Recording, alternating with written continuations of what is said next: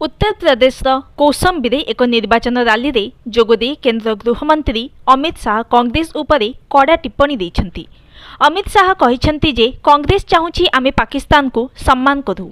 एही निर्वाचन रैली को संबोधित करी अमित शाह कहिछन्ति जे मणिशंकर आयर एवं फारूक अब्दुल्ला कहिछन्ति जे परमाणु बोमा थिबारु पाकिस्तान को सम्मान दियो। पाकिस्तान दखल करिथिबा काश्मीर कथा कुह नाही। तेबे शाह कहिछन्ति राहुल बाबा जदि आपण परमाणु बोमा को डरिबाकू चाहन्ति तेबे डरंतु, आमे भयभीत नुहे। पाकिस्तान अधिकृत काश्मीर भारतर अटे एवं आमे एहाकू फेराई आनिबु बोली कहिछन्ति शाह। से आहुरी कहिछन्ति कांग्रेस काश्मीर को वर्ष वर्ष धरी साबत पुओ परि रखिथिला, किंतु आमे 2019 अगस्ट 5 रे धारा 370 रद्द करिथिलु।